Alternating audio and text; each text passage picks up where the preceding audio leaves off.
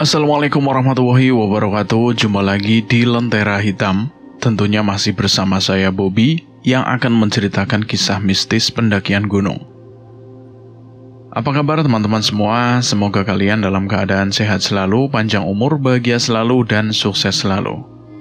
Oke, pada kesempatan kali ini saya akan menceritakan kisah horor teror hantu noni di Gunung Dempo.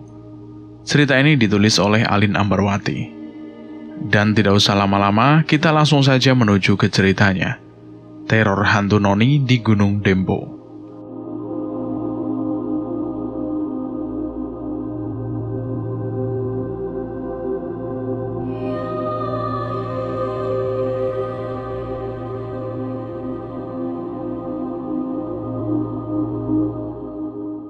Namaku Nilam Nareswari lebih tepatnya. Gadis berusia 22 tahun yang hampir menamatkan pendidikan sarjananya. Kata ibu, nama Nilam memiliki makna pengembara. Wajar saja, aku tumbuh menjadi gadis yang selalu saja ingin melakukan pengembaraan, bahkan tanpa adanya titik lelah sedikit pun. Banyak orang berasumsi 22 tahun adalah waktu di mana seorang yang ingin mencari jati dirinya yang sebenarnya. Maka tidak heran, di usia tersebut, aku kerap kali pulang dan pergi untuk mencari makna di balik jati diri.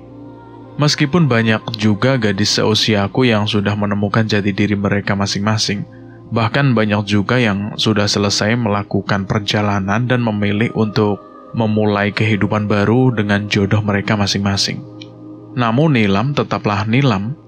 Pengembaraan tetap menjadi sebuah kebahagiaan dari setiap perjalanan dan di dalam hidup seorang Nilam. Sejak usia 17 tahun, tepatnya ketika aku duduk di bangku sekolah menengah atas, aku sudah mengenal dunia pendakian. Gunung pertama yang berhasil aku taklukkan adalah Gunung Dempo.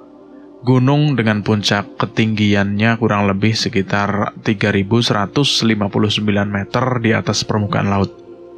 Dengan suhu yang mencapai di bawah 1-3 derajat Celcius. Hingga sejak saat itu, Gunung Dempo selalu menjadi tujuanku untuk kembali dan kembali lagi. Hampir di tiap tahunnya selalu ada cerita pendakian baru tentang gunung baru yang berhasil aku taklukkan. Hingga aku sempat diberikan julukan gadis gunung oleh beberapa teman pendakianku. Karena saking seringnya aku naik dan naik lagi. Tentu hal tersebut cukup membuat aku merasa bangga. Meskipun aku seorang perempuan, namun nyatanya aku selalu berhasil sampai di titik ketinggian. Namun nyatanya, perjalanan pendakianku tidak semulus itu. Sebab ibu selalu saja melarangku untuk naik. Ibu adalah satu-satunya orang tuaku, sebab ayahku sudah lama pergi tanpa kabar semenjak aku berusia 1 tahun. Sudah hampir 21 tahun aku tidak bertemu dengan sosok ayah di dalam hidupku, karena ia tidak pernah satu kali pun datang untuk menemuiku. Aku sendiri tidak tahu apa masalah di antara ibu dan ayah kala itu. Sebab aku terlalu kecil untuk tahu persoalan orang dewasa. Hingga aku pun kini sudah terbiasa hidup tanpa sosok ayah di dalam kehidupanku. Aku menjadi anak sematawayang ibu. Maka tak heran ia selalu saja melarangku untuk naik. Sebab ia terlalu khawatir terjadi hal buruk terhadapku. Karena aku menjadi satu-satunya anak ibu dan satu-satunya keluarga ibu. Namun karena keinginanku cukup kuat dan karakterku cukup keras kepala, aku tidak pernah satu kali pun mengindahkan larangan ibu. Hingga ibu pun tidak bisa berkutik lagi dan berujung memberikanku izin untuk pergi. Hidup tanpa adanya figur orang tua yang sempurna memang tidak semudah itu.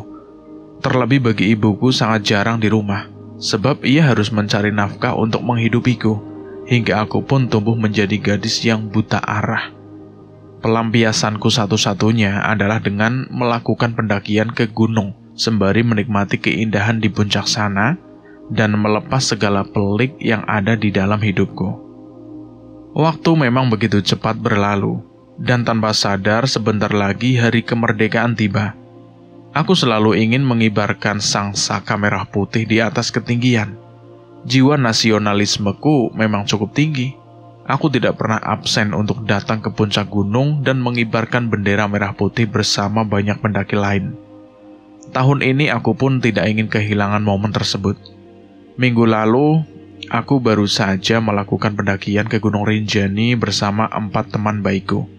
Dan minggu ini, aku berencana untuk naik lagi ke Gunung Dempo, karena minggu ini bertepatan dengan Hari Kemerdekaan Indonesia.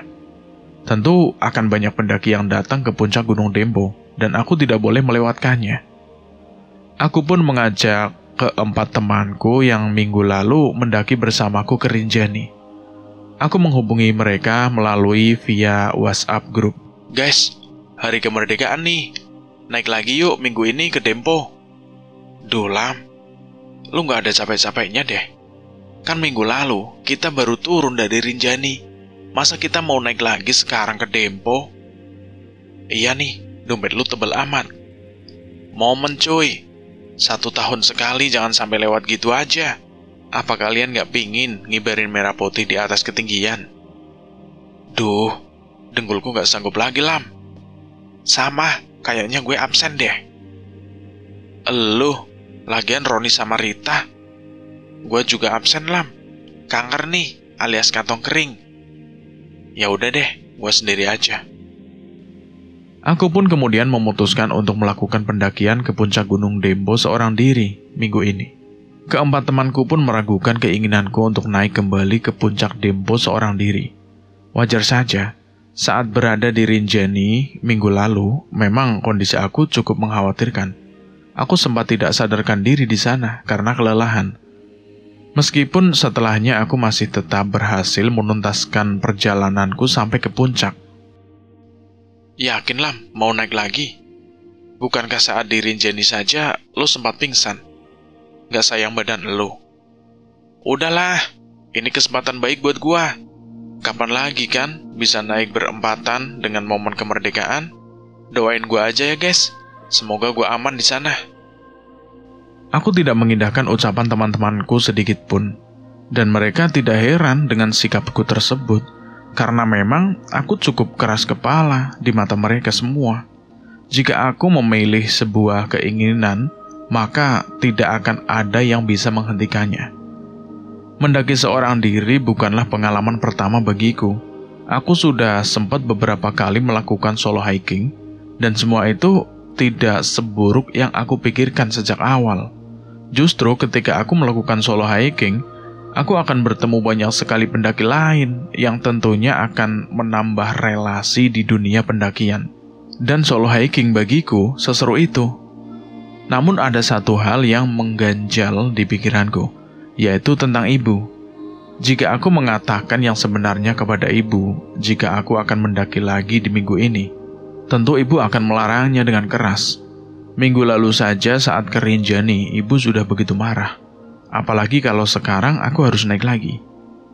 Aku harus memutar otak supaya tetap bisa keluar tanpa ibu tahu tujuanku keluar, yaitu untuk melakukan pendakian. Malam sebelum hari pendakianku tiba, aku lebih dulu mendekat kepada ibu untuk meminta izin.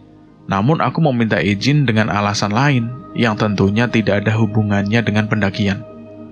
Aku masuk ke kamar ibu dan memijat punggung ibu agar ibu bisa luluh. "Ada apa nak? Tumben-tumbenan kamu mau pijitin ibu?" "Nilam pengen pijitin ibu aja kok." "Pasti ada maunya kan?" "Ibu tahu aja bu." "Mau kemana lagi?" Bu." "Anu apa?" "Mau pergi ke rumah Rani. Mau ngerjain skripsi bu, biar Nilam cepat wisuda." "Mau nginep di sana?" "Iya bu, rencananya besok sekalian nginep di rumah Rani." Beruntung, ibu terlihat percaya dengan ucapanku, hingga ia tidak menaruh curiga sedikit pun dan langsung memberikan aku izin untuk pergi hari esok. Aku senang mendengarnya, meskipun di satu sisi aku pun merasa sangat bersalah kepada ibu, karena aku harus membohonginya lagi dan lagi. Aku pun kemudian langsung bergegas untuk masuk ke dalam kamar dan beristirahat. Sebab di pagi hari aku harus menempuh perjalanan yang cukup panjang untuk bisa sampai ke base camp Gunung Dempo nan jauh di sana. Di dalam lelapku, tiba-tiba saja aku bermimpi hal yang cukup aneh. Aku melihat sebuah ruangan yang sangat gelap, dan aku masuk ke dalam ruangan tersebut dan tidak melihat cahaya apapun. Aku seperti orang buta di dalamnya. Tiba-tiba saja aku mendengar suara tangisan perempuan yang terdengar sangat asing bagiku. Aku mencoba untuk menegurnya, namun seketika saja tangisan itu berganti dengan suara tawa melengking hingga membuat aku benar-benar ketakutan seorang diri.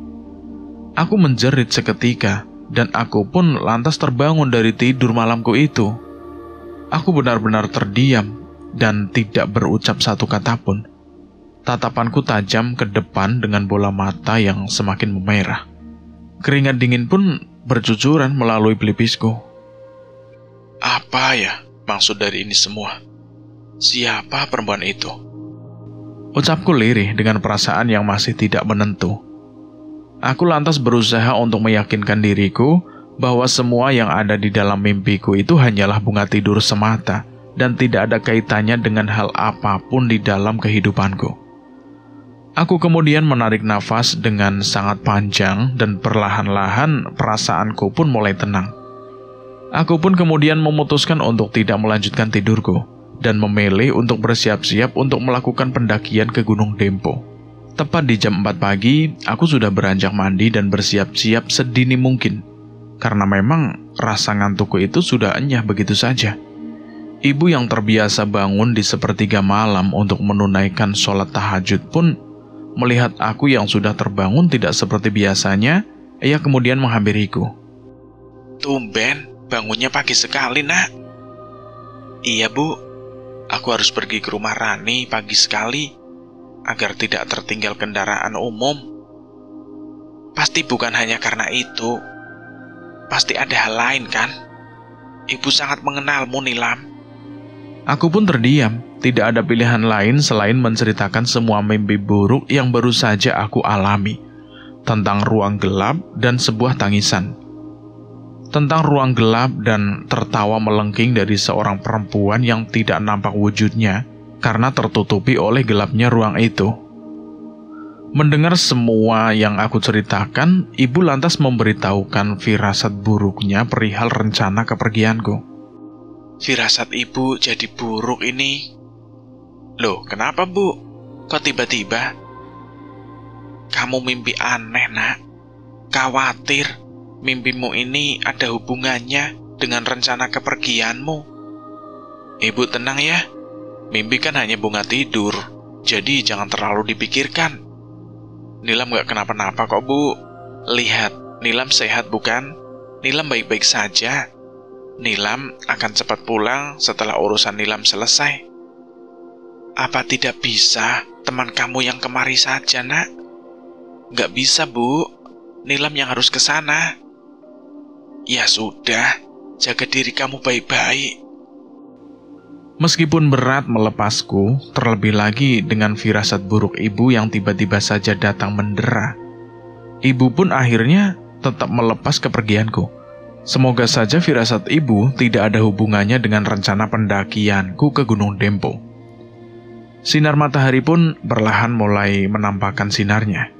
Aku pun bergegas untuk pergi ke base camp Gunung Dempo seorang diri. Perasaanku benar-benar nano-nano. Di satu sisi, aku sudah tidak sabar untuk melakukan pendakian ke puncak Gunung Dempo dan mengibarkan sangsaka merah putih. Namun di sisi lain, muncul juga kekhawatiran di dalam diriku karena mimpi buruk semalam dan karena firasat buruk ibu. Aku berharap semua akan berjalan dengan baik tanpa ada hal buruk yang datang menyapaku. Aku pun lantas menempuh perjalanan panjang dari Palembang menuju base camp Gunung Dempo. Sesekali aku melihat telepon genggamku untuk sekedar melihat siapa yang memberi aku kabar. Ternyata keempat temanku yaitu Holik dan yang lainnya terus menanyakan perihal rencanaku apakah benar-benar dilanjutkan atau tidak. Aku pun memberitahu mereka jika hari ini aku benar-benar berangkat ke base camp Gunung Dempo untuk melakukan pendakian. Aku juga tidak lupa memberitahukan kepada teman-temanku agar mereka tidak buka suara kepada ibu perihal tujuan kepergianku ke Dempo dan bukan pergi ke rumah Rani. Beruntung mereka semua mau membantuku, sehingga aku pun tidak perlu khawatir ibu akan tahu perihal pendakianku hari ini. Setelahnya, aku pun memilih untuk tidur di sepanjang perjalanan, karena memang rasa ngantuk mulai menyerangku. Wajar saja, aku terbangun begitu cepat dan tidak melanjutkan tidurku, sehingga sekarang aku pun tidak bisa menahan rasa kantukku sendiri. Setelah beberapa jam melakukan perjalanan, tiba-tiba saja bapak sopir membangunkanku dan mengatakan bahwa aku sudah sampai di tempat yang aku tuju, yaitu jalan menuju base camp Dempo. Aku benar-benar sudah tidak sabar, meskipun aku sudah sangat sering mendaki ke Gunung Dempo. Namun rasanya masih sangat menyenangkan, karena memang aku tidak pernah bosan naik ke Gunung Dempo itu. Aku memilih untuk beristirahat sejenak sebelum memulai pendakian. Aku mampir ke salah satu warung makan yang tak jauh dari base camp Dempo. Aku langsung memesan makanan yang aku inginkan dan bergegas untuk menghabiskannya dengan segera. Setelah makanan dan minuman selesai disajikan oleh bapak pemilik warung itu, aku pun langsung bergegas untuk menyantapnya tanpa jeda, hingga bapak pemilik warung pun keheranan karena aku seperti orang yang sedang kelaparan dan kehausan. Bapak pemilik warung itu bahkan sampai memberi nasihat kepadaku agar bisa lebih pelan-pelan saat makan di warung milik bapak itu sendiri. Bapak pemilik warung pun lantas mulai untuk melempar obrolan denganku yang saat itu masih asik makan. Sendirian saja, Neng? Iya, Pak. Solo hiking. Tapi paling nanti juga ketemu sama teman-teman pendaki yang lain kok. Kamu sangat mirip dengan anak Bapak. Seumuran dengan saya ya, Pak? Benar, Neng. Dia juga punya hobi yang sama dengan kamu. Hobi mendaki. Wah, asik dong, Pak. Kapan-kapan bisa nih naik bareng. Sulit, Neng. Dan gak akan mungkin bisa. Ucap bapak pemilik warung dengan wajah yang tiba-tiba saja sendu. Memangnya kenapa, Pak? Anak Bapak sudah tidak ada di sini ya? Atau dia merantau? Iya, Neng. Merantau ke akhirat. Anak Bapak sudah tidak ada tepat 1 tahun lalu. Dia meninggal karena terjatuh saat melakukan pendakian ke gunung. Jasadnya baru bisa ditemukan 7 hari setelah dia menghilang. Ucap bapak dengan wajah yang benar-benar sedih. Ia seperti menahan tangis. Aku benar-benar merasa bersalah karena telah membahas perihal anak dari bapak tersebut yang ternyata sudah tiada. Aku benar-benar merasa tidak enak hati. Aku lantas menghentikan makanku dan mengucapkan permohonan maaf yang begitu dalam, karena pasti obrolan perihal anak gadis bapak tersebut membuatnya sangat kacau. Maafkan saya, Pak. Saya tidak bermaksud untuk membuat luka Bapak kembali muncul. Bukan salah kamu kok, Neng. Bapak memang masih belum sepenuhnya ikhlas melepas putri Bapak. Maka dari itu, Bapak berpesan kepada kamu agar kamu bisa jaga diri saat melakukan pendakian nanti. Dan syukur-syukur saat kamu datang kemari, orang tuamu mengetahuinya. Karena kalau mereka tidak tahu dan terjadi hal buruk kepadamu, mereka tidak akan bisa berhenti menyalahkan dirinya sendiri, Neng. Seperti apa yang Bapak rasakan saat ini. Tapi ya, semuanya yang terjadi tetaplah terjadi. Dan tidak akan mungkin dapat terulang kembali, Neng. Sontak ucapan bapak pemilik warung perihal izin orang tua berhasil menamparku dengan sangat keras. Bagaimana tidak, saat aku datang ke sini, ada kebohongan besar yang aku perbuat kepada ibu. Dan tidak seharusnya aku bertindak sejauh itu.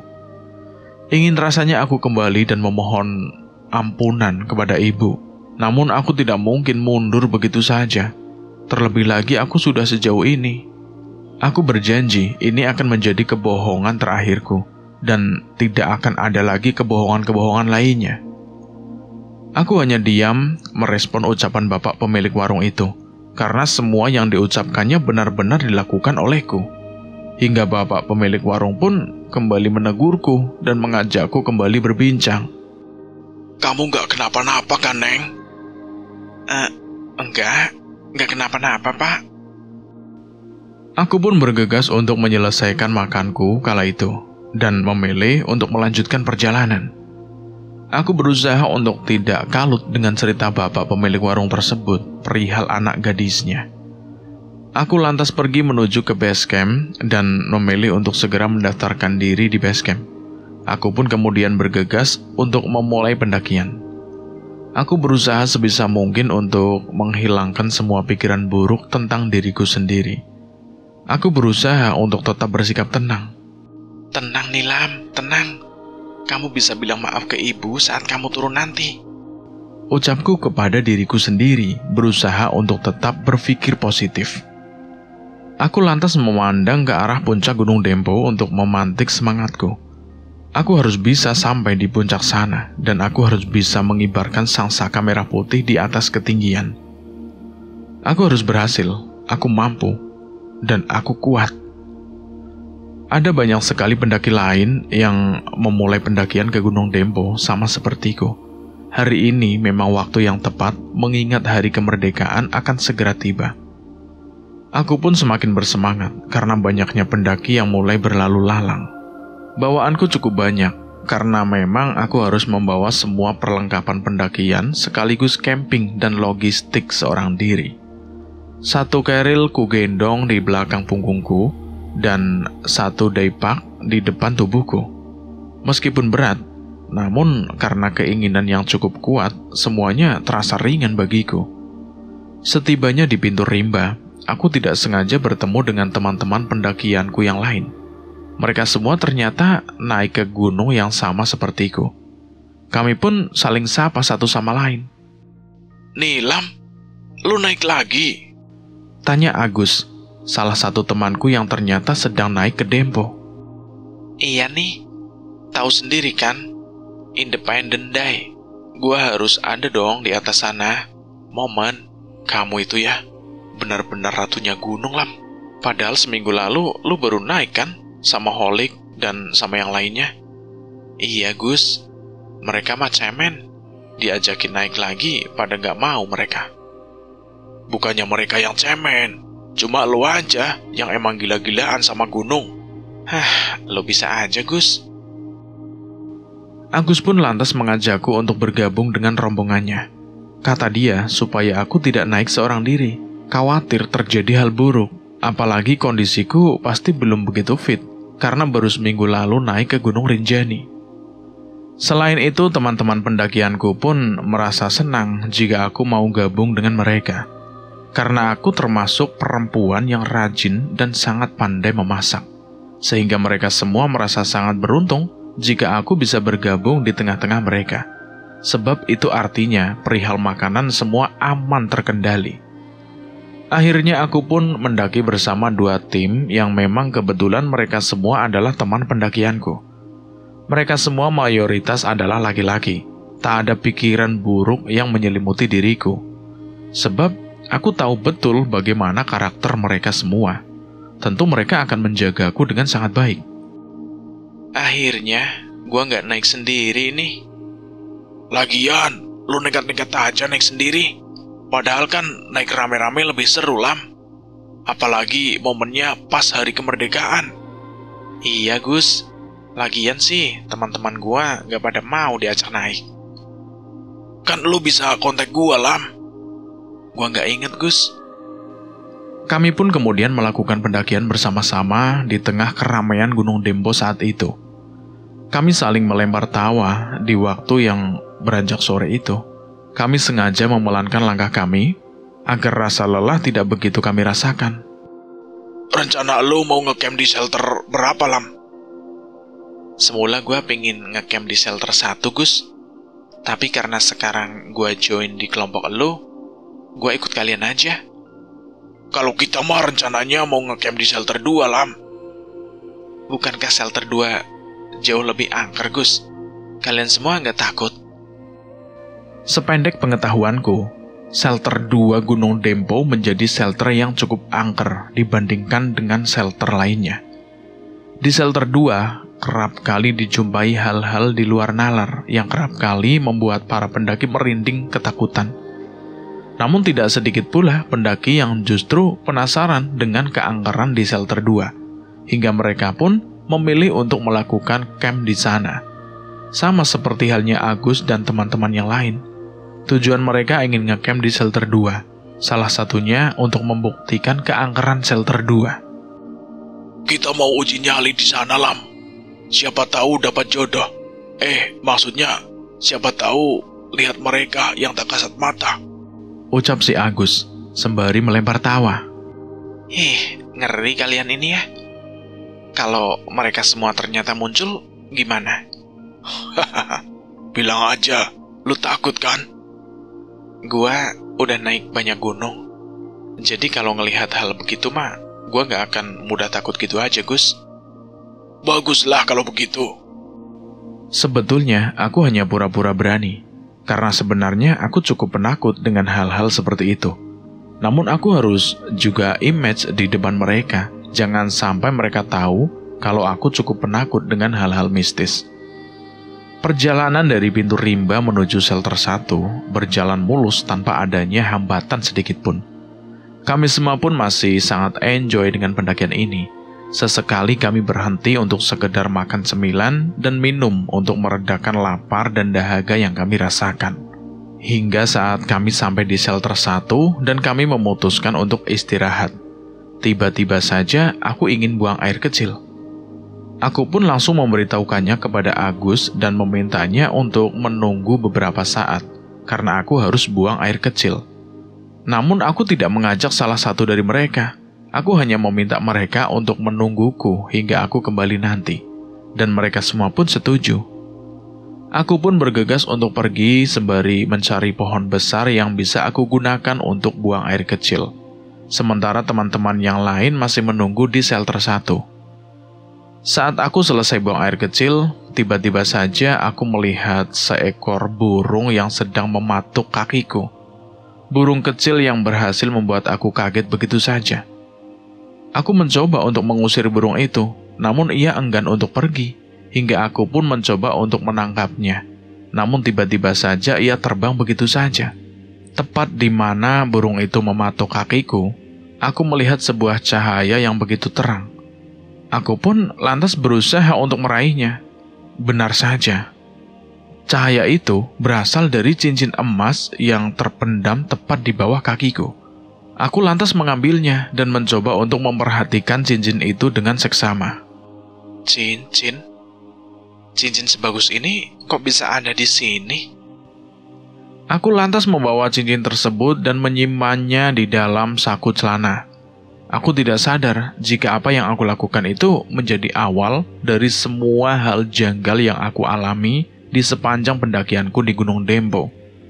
Karena tidak ingin menyimpannya seorang diri, aku pun kemudian mencoba memberitahukan perihal apa yang aku temukan kepada Agus. Namun aku belum berani memberitahukan hal ini kepada yang lain selain Agus. Aku berjalan berdampingan dengan Agus dan berusaha untuk membuka obrolan perihal cincin yang aku genggam saat ini. Gus, gua tadi nemu sesuatu pas buang air kecil. Nemu apaan lo? Ini Gus, gua nemuin cincin ini. Ucapku sembari menunjukkan cincin yang aku temukan sebelumnya. Agus pun kemudian mengambil cincin tersebut dan ia pun mencoba untuk menerka-nerka cincin apa yang aku temukan tersebut. Hingga Agus pun memberitahuku bahwa cincin yang aku temukan itu hampir mirip dengan cincin kuno dari segi bentuk dan modelnya. Kemungkinan ini cincin saat masa penjajahan. Aku lantas kaget dengan ucapan Agus. Jika benar cincin itu mirip dengan cincin kuno yang berasal dari zaman penjajahan, mengapa bentuk dan modelnya masih sangat bagus dan masih utuh? Tidak ada cacat sedikit pun dan hanya kotor semata. Tapi Agus terus mencoba untuk meyakinkanku bahwa cincin yang aku temukan itu sudah berumur sangat lama. Agus memang sangat tahu perihal benda-benda bersejarah, sebab ia mengambil jurusan sejarah di kampusnya. Jika memang benar cincin yang aku temukan tersebut berasal dari zaman penjajahan, Itu artinya aku baru saja menemukan harta karun yang tentunya tidak akan ternilai harganya. Agus mengingatkanku agar aku membuang cincin itu saja, alih-alih menyimpannya. Namun aku enggan untuk mengikuti ucapannya, sebab kesempatan ini tentu sangatlah langka, dan aku tidak ingin menyia-nyiakan begitu saja. Aku harus menyimpannya baik-baik, dan aku tidak akan sudi melepaskan cincin itu sampai kapanpun. Akhirnya Agus pun tidak bisa berkutik lagi. Ia pun memilih untuk diam dan tidak lagi menasehatiku perihal cincin yang aku temukan. Namun Agus berusaha untuk memberikan peringatan kepadaku agar bisa lebih berhati-hati nantinya, karena kemungkinan pemilik cincin itu pasti mengawasiku dari kejauhan. Pemiliknya tentu menjelma menjadi sosok yang tidak akan mungkin bisa dicerna oleh akal pikiran. Gua pasti akan jaga diri gua, Gus. Lo tenang aja. Ada atau nggak ada cincin ini, gua pasti aman. Yang terpenting, lo harus terus jaga diri, Lam. Gua nggak mau terjadi hal buruk yang bisa saja menimpa kamu. Bagaimanapun juga, lo juga naik bareng gua. Jadi, keselamatan lo juga akan menjadi tanggung jawab gua. Gua bisa pastikan, Gus, kalau semuanya aman. Gua pegang ucapan lo, Lam. Aku dan Agus pun kemudian memilih untuk melanjutkan perjalanan kami menuju shelter 2 dan akan merencanakan membangunkan tenda di sana untuk menghabiskan malam di Gunung Dempo. Aku kemudian memilih untuk melingkarkan cincin yang baru saja aku temukan tersebut di jariku. Semakin aku memandang cincin itu, semakin gembira pula perasaanku mendapatkannya. Aku tidak berpikir tentang hal buruk di balik semuanya, sebab aku terlalu menikmati perjalanan ini. Perjalanan pendakian menuju puncak Dempo dengan cincin manis di jariku. Tidak ada yang memperhatikan cincin yang aku temukan. Hanya Agus yang sadar jika cincin itu sudah aku pakai. Ia pun hanya meresponnya dengan menggelengkan kepalanya. Tak lama kemudian, saat kami sedang menempuh perjalanan menuju shelter 2, tiba-tiba saja gerimis datang. Sontak hal tersebut berhasil membuat kami semua panik, sebab kami tidak membawa perlengkapan seperti jas hujan di dalam pendakian ini, karena kami pikir hujan tidak akan mungkin, sebab musim kali ini bukannya musim penghujan, melainkan musim kemarau. Kami kemudian memilih untuk berteduh di salah satu pohon yang terlihat begitu rindang. Aku, Agus, dan teman-teman yang lainnya pun saling berdesak-desakan agar tubuh kami tidak basah akibat gerimis yang cukup deras ketika itu. Saat kami sedang berteduh, aku merasa seperti ada seseorang yang sedang menatap ke arah kami. Aku mencoba untuk memastikannya, namun tidak ada siapapun di sekitar tempat kami berteduh. Bahkan tak ada rombongan pendaki lain yang berlalu lalang. Tanpa sadar bulu kuduku pun mulai merinding seketika. Aku lantas memberitahukannya kepada Agus. Hanya dia satu-satunya teman yang begitu akrab denganku, sementara teman-teman yang lain hanya sekedarnya saja. Gus, seperti ada yang ngeliatin kita loh dari tadi. Kamu ngerasa juga nggak? Perasaan biasa-biasa aja deh, Lam. Gak ada siapapun dan gak ada apapun. Hanya kita semua yang ada di sini. Dan aku gak ngerasa ada orang lain yang sedang mengawasi kita di sini. Tapi perasaan gua agak lain, Gus.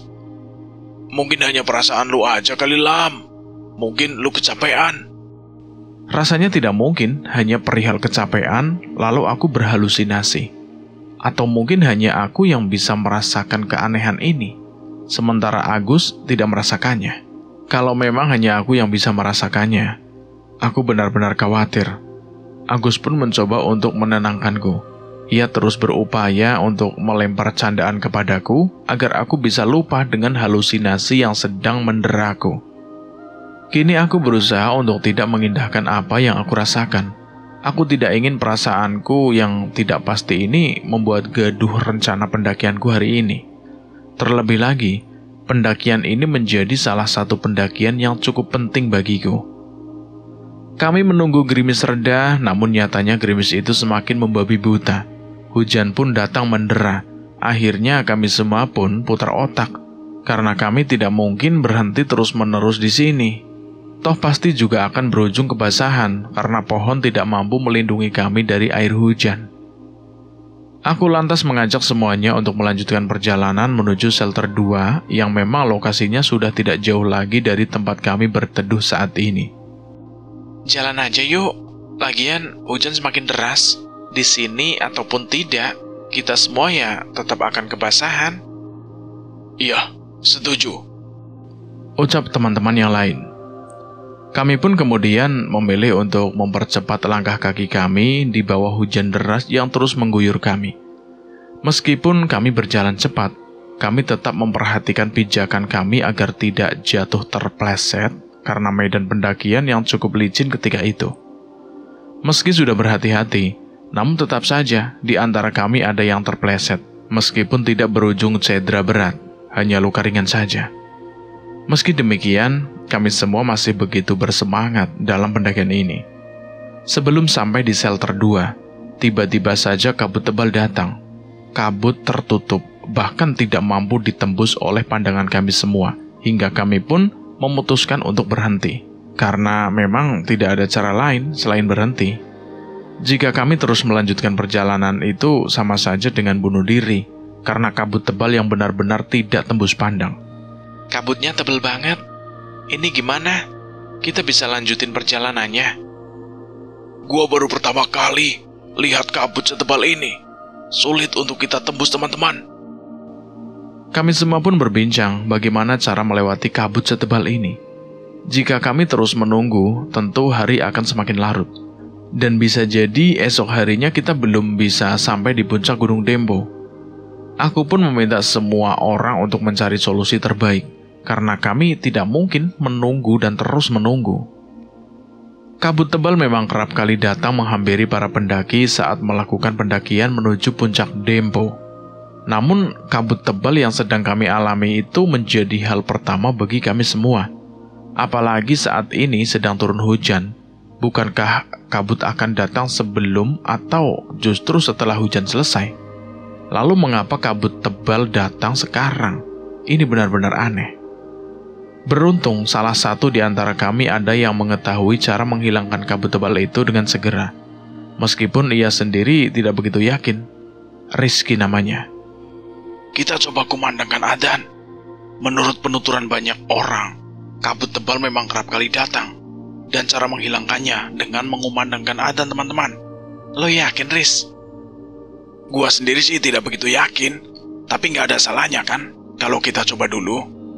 Kalau ternyata tidak berhasil gimana? Kita bisa cari opsi lain lah. Benar kata Rizky. Kita bisa coba dulu opsi yang diberikan Rizky. Perihal berhasil atau enggaknya, kita bisa tahu setelah mencobanya. Aku kurang begitu yakin dengan apa yang diucapkan oleh Rizky. Sebab rasanya tidak masuk akal jika adzan bisa menghilangkan kabut tebal begitu saja. Secara teori tidak masuk di dalam pikiranku. Tapi ucapan Agus pun ada benarnya juga. Bukankah semua opsi patut untuk dicoba? Siapa tahu memang ada pengaruhnya. Bukankah lepas dari kabut tebal adalah tujuan kami saat ini? Aku pun lantas mengikuti kesepakatan semua orang. Biar aku saja yang mengumandangkan adzan. Agus pun kemudian maju beberapa langkah ke depan. Ia pun langsung mengumandangkan adzan dan segera. Ia terlihat begitu khusyuk, sementara aku dan yang lainnya pun turut serta memanjatkan doa tak jauh dari tempat Agus mengumandangkan adzan itu. Berharap semua yang kami lakukan itu membuahkan hasil yang baik. Saat Agus sedang mengumandangkan adzan, perlahan demi perlahan kabut tebal itu mulai terkikis seiring dengan berjalannya waktu. Aku dan yang lainnya pun mulai kegirangan. Sebab sudah bisa dipastikan jika usaha kami membuahkan hasil. Hingga saat Agus selesai mengumandangkan adzan, kabut tebal itu pun benar-benar hilang tak terbekas. Meskipun hujan masih tetap turun ketika itu. Sumpah, gue gak pernah sangka kalau adzan benar-benar mampu menghilangkan kabut setebal itu. Coba kalau kita tadi gak kumandangin adzan, pasti kita bakal terus terjebak di sini, entah sampai kapan. Thanks banget ya Rizky. Ide lu benar-benar ajaib. Santai aja kali. Kami pun bisa melanjutkan perjalanan kami menuju shelter 2, meskipun jaraknya sudah tidak begitu jauh. Namun cobaan nyatanya selalu datang menghampiri pendakian kami saat ini. Namun hal tersebut tidak menggoyahkan semangat kami sedikit pun.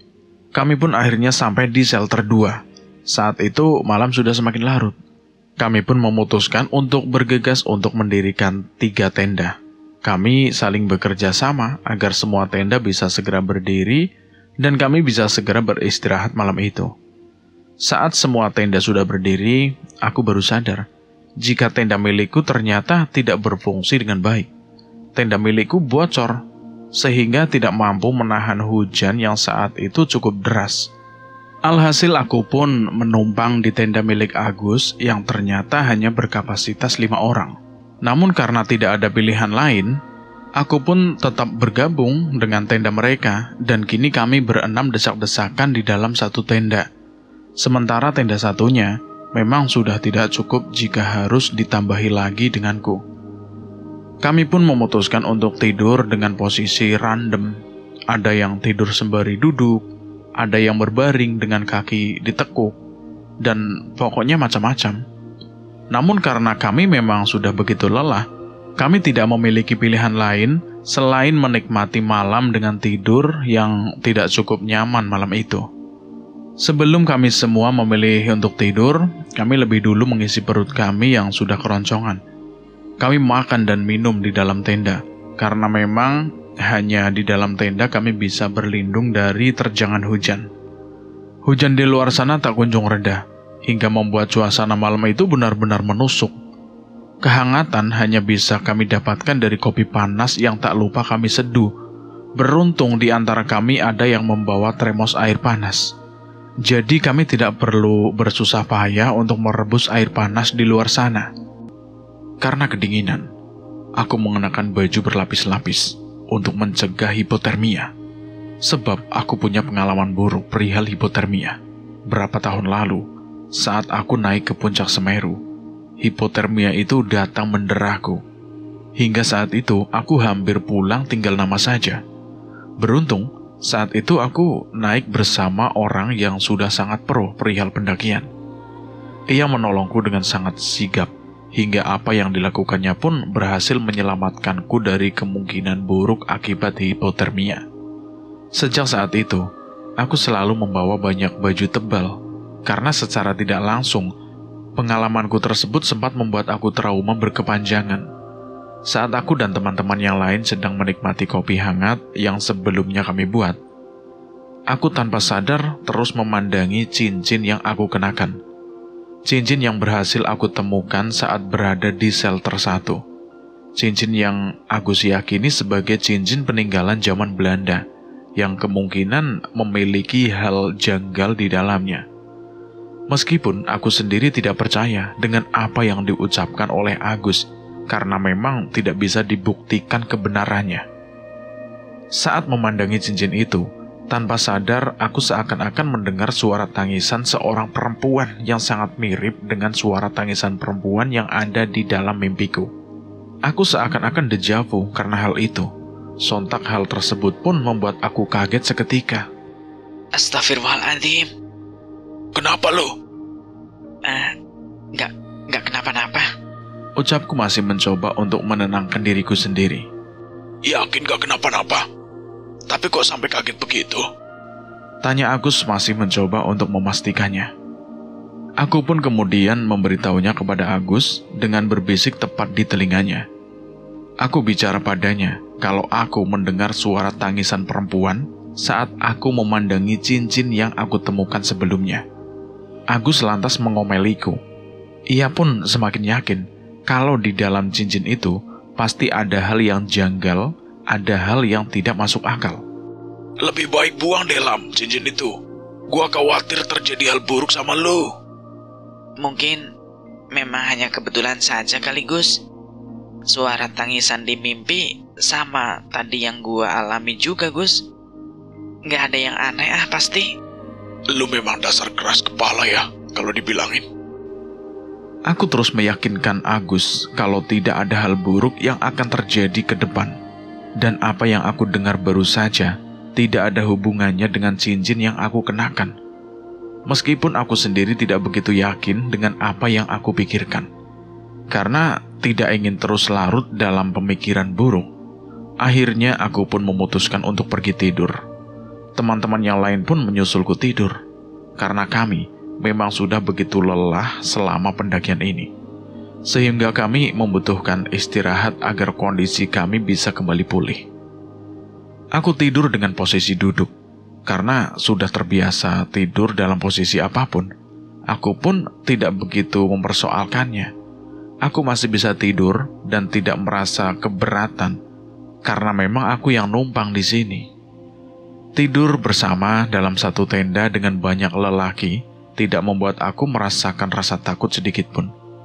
Aku tidak khawatir di antara mereka ada yang melecehkanku, karena aku cukup mengenal mereka semua. Seperti yang aku ucapkan sedari awal, jika aku menaruh kepercayaan lebih kepada mereka semua. Aku pun kemudian tidur dengan sangat pulas. Namun itu hanya bertahan beberapa saat. Nyatanya, aku tidak begitu nyaman dengan tidurku sekarang. Padahal sebelum-sebelumnya, aku bisa dengan pulas tertidur dalam posisi duduk dengan waktu yang cukup lama. Namun malam ini terasa sangat berbeda. Alhasil aku pun terbangun dan sulit untuk memejamkan mataku kembali. Kala itu hanya aku sendiri yang terbangun, sementara teman-teman yang lain masih tidur dengan pulasnya. Aku pun memutuskan untuk mengambil telepon genggam di dalam ranselku.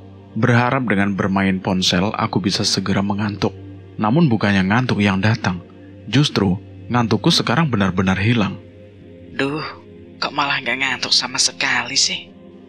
Malam itu hujan sudah reda, namun hawa dingin masih sangat kentara. Karena bosan terus memandangi ponsel, akhirnya aku pun mencoba untuk mengamati semua hal yang ada di sekitarku. Tepat di jam 2 malam, sudah tidak ada aktivitas apapun di luar sana. Tenda lain pun terdengar begitu senyap, begitupun dengan tendaku. Tanpa sadar, aku memandangi ke arah sudut tenda. Ada sesuatu yang tidak sengaja menarik perhatianku seketika. Aku melihat sebuah bayangan dari balik sudut tenda itu. Bayangan yang terlihat begitu besar. Namun entah apa yang ada di luar sana. Tidak mungkin kan ada seorang yang sedang berdiri di luar sana. Bukankah semua orang sudah tertidur dengan sangat pulas dan tidak ada aktivitas apapun di luar sana? Karena penasaran, aku pun kemudian memberanikan diri untuk membuka pintu tenda dan beranjak keluar dari tenda. Namun langkahku begitu pelan, karena aku khawatir bayangan yang aku lihat adalah bayangan hewan buas yang sedang mencari mangsa. Meskipun tidak ada sedikit pun suara hewan buas yang terdengar, namun tidak ada salahnya jika aku tetap waspada dan tetap berhati-hati. Saat berada di luar tenda, betapa kagetnya aku ketika mendapati sosok perempuan berparas cantik sedang berdiri tak jauh dari tenda kami. Ia berdiri dengan sepeda ontel cantik di genggamannya. Dari paras dan gaunnya yang dikenakannya, sudah bisa dipastikan jika dia merupakan gadis Belanda atau bisa aku sebut noni Belanda. Wajahnya yang begitu cantik pun berhasil membuat aku diam membisu. Namun aku tidak berani mendekat ke arahnya. Alhasil aku hanya bisa memandanginya dari kejauhan. Saat noni Belanda itu menyadari kehadiranku, ia lantas menoleh ke arahku dan menatap tajam kedua bola mataku. Ia bahkan sesekali memandang ke arah jari manisku, tepat di mana cincin yang aku temukan dilingkarkan. Aku hanya terdiam tanpa sepatah kata pun. Meskipun noni Belanda itu terus memandang ke arahku, namun rasa takut tidak hinggap di diriku sedikit pun. Hingga secara tiba-tiba, noni Belanda itu pun beranjak turun dari shelter 2 dengan sepeda ontelnya tersebut.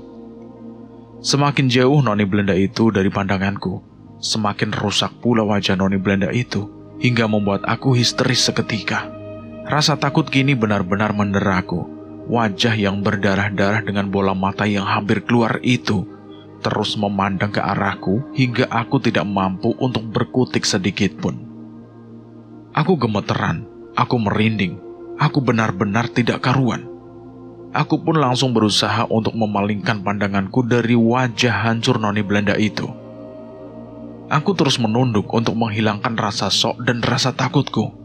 Sontak aku pun beristighfar tanpa henti.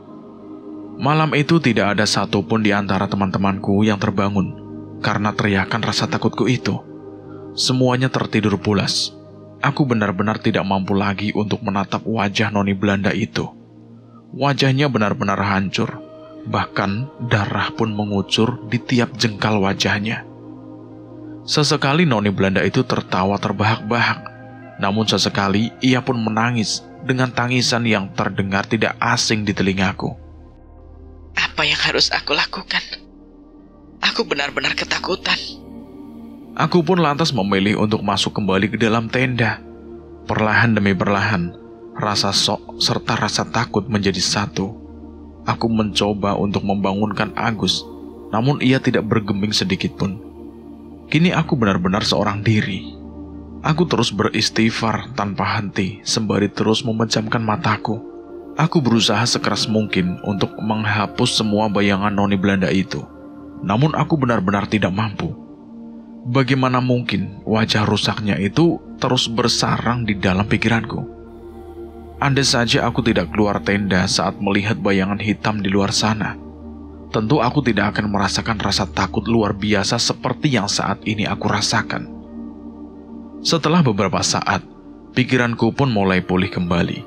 Bayangan sosok menyeramkan noni Belanda yang sebelumnya mengikutiku, perlahan-lahan mulai memudar. Aku terus berusaha untuk membangunkan Agus. Ia pun akhirnya terbangun karenaku. Ada apa, Lam? Ucap Agus lirih, masih setengah sadar. Ada bayangan menyeramkan di luar sana, Gus. Tolong, temani gua melek, Gus. Gua benar-benar takut. Lebih baik lo tidur deh, Lam. Kayak yang lain juga. Kalau lo tidur, pasti bayangan menyeramkan yang lo maksud itu akan hilang dengan sendirinya. Gua ngantuk banget nih, Lam. Gua gak kuat melek. Tolonglah, Gus. Jangan tidur lagi dong. Gua ngantuk banget nih, Lam. Akhirnya Agus pun tak kuasa menahan rasa kantuknya. Ia pun akhirnya melanjutkan tidurnya tersebut dan tidak mengindahkan ucapanku. Aku lantas mencoba untuk membangunkan teman yang lain seperti Rizky dan yang lainnya. Namun mereka pun bersikap sama seperti Agus. Mereka masih sangat mengantuk dan tidak sanggup jika harus terus terjaga. Mereka semua bahkan menyuruhku untuk melanjutkan tidurku. Namun aku benar-benar tidak bisa memejamkan mataku saat itu juga. Rasa takut dan rasa khawatir terus membayang-bayangi diriku.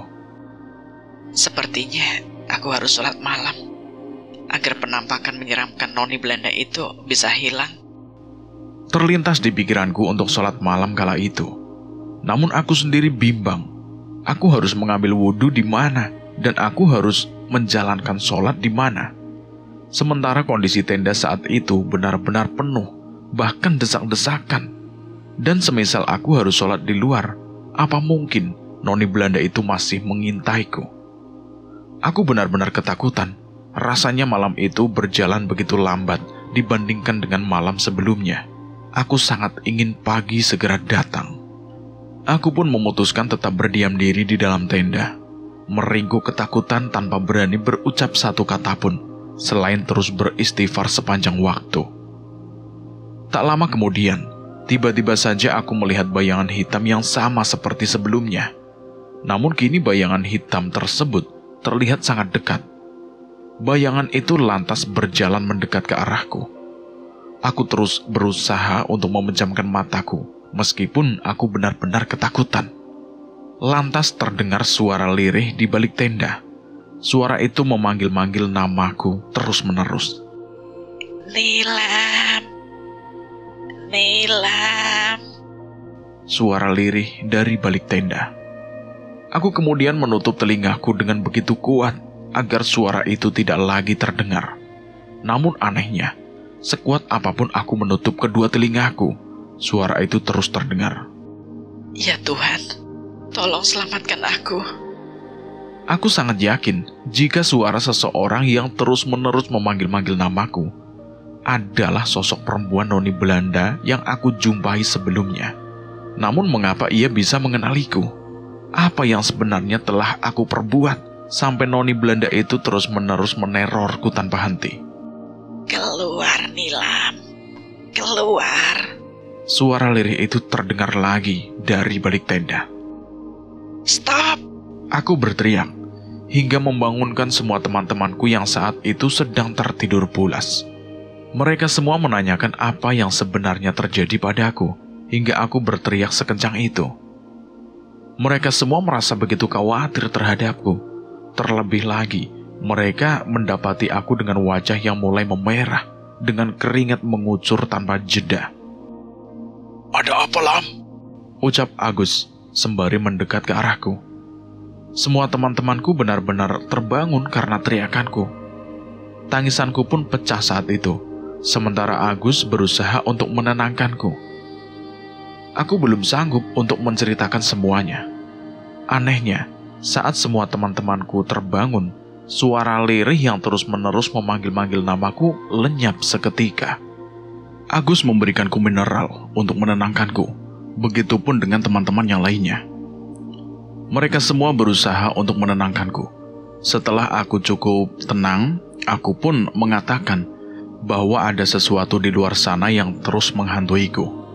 Teman-temanku selain Agus pun keluar tenda untuk memastikan, sementara Agus mendekatiku untuk menanyakan apa yang sebenarnya terjadi. Aku lantas menceritakan semua hal yang terjadi padaku kepada Agus. Aku menceritakan tentang apa yang aku lihat, sosok noni Belanda yang benar-benar menyeramkan, yang terus-menerus menghantuiku. Sosok menyeramkan dengan wajah hancur berlumuran darah, yang terus-menerus menyebut-nyebut namaku tanpa henti. Pasti ini ada hubungannya dengan cincin yang lu pakai, Lam. Lagi dan lagi, Agus terus menyinggung perihal cincin yang aku kenakan. Padahal jelas-jelas tidak ada hubungannya. Aku terus mengatakan kepada Agus jika cincin yang aku kenakan tidak ada hubungannya dengan penampakan menyeramkan yang terus menghantui aku ini. Namun Agus terus bersikukuh jika keduanya ada hubungan. Aku pun memilih untuk diam setelahnya. Aku tidak ingin melanjutkan perdebatan dengan Agus perihal peristiwa yang terus menghantuiku. Tak lama kemudian, teman-temanku yang lain pun kembali masuk ke dalam tenda dan menghampiriku. Di luar sana tidak ada apa-apa kok, Lam. Mungkin itu hanya sebatas perasaan kamu saja kali. Benar, itu di luar sana benar-benar sepi loh. Sangat sepi, sunyi, tidak ada apa-apa. Tapi sedari tadi bayangan itu terus menghantuiku. Mungkin itu hanya bayangan dahan pohon saja, Lam. Aku lantas terdiam, karena mereka semua tidak akan mungkin percaya jika tidak menyaksikannya secara langsung. Aku pun memilih untuk diam dan berusaha untuk meredakan rasa takut yang aku rasakan.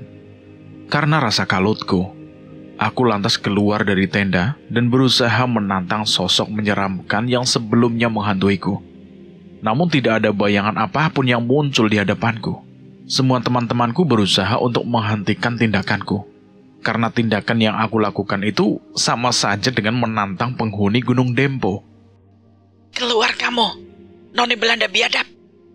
Mengapa sekarang kamu tidak menampakkan wujud menyeramkanmu itu? Mengapa kamu bersembunyi?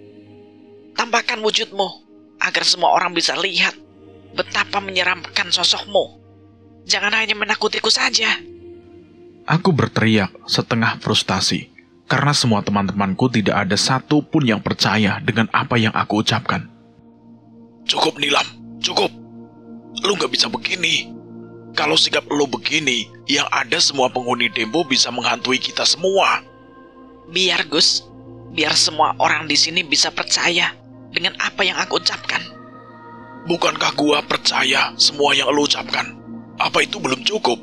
Justru, lu yang gak percaya dengan apa yang gua katakan.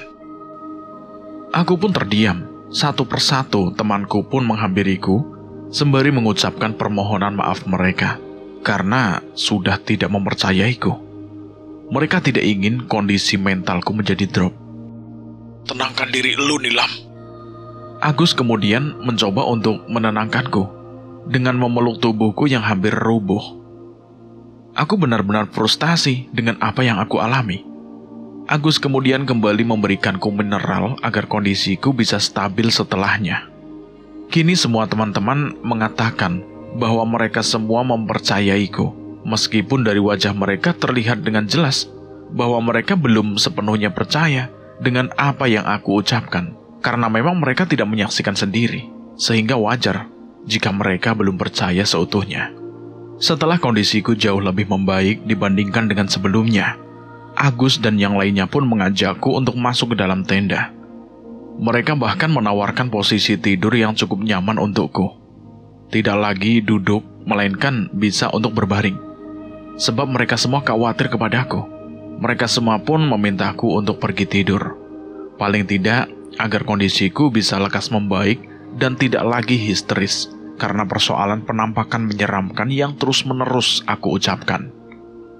Aku pun kemudian memutuskan untuk tidur. Berharap aku bisa melakukannya sehingga tidak lagi melihat penampakan menyeramkan noni Belanda itu. Namun baru beberapa menit aku berhasil memejamkan mataku. Suara itu justru muncul lagi. Suara itu terus memanggil-manggil namaku tanpa henti. Nilam. Nilam. Aku pun terbangun karena suara itu benar-benar mengganggu tidurku. Aku kemudian duduk dan melihat sekitar. Semua teman-temanku ternyata melanjutkan tidur mereka tepat setelah aku tertidur. Karena memang saat itu masih tengah malam, sementara kami berencana untuk kembali memulai pendakian jam 5 pagi. Saat aku kembali melihat ke sudut tenda, aku merasa tenda tersebut tembus pandang. Aku bahkan mampu melihat situasi di luar tenda. Aneh tapi nyata. Karena hal tersebutlah aku kembali melihat bayangan menyeramkan yang semakin lama aku pandang, bayangan itu berganti wujud menjadi sosok noni Belanda yang sebelumnya aku lihat. Ini menjadi kali kedua aku melihat penampakan sosok noni Belanda di Gunung Dempo. Lagi dan lagi, di dalam bayanganku, sosok itu semula sangatlah cantik dan menawan. Ia bahkan tersenyum padaku, meskipun aku saat itu berada di dalam tenda. Namun nyatanya, ia menyadari pandanganku. Kami bahkan sempat saling pandang, seolah-olah tidak ada sekat tenda yang membatasi kami. Kali kedua ini, perasaanku jauh lebih stabil dibandingkan dengan sebelumnya. Namun aku tidak mampu berucap satu kata pun. Padahal saat itu aku sangat ingin membangunkan semua orang.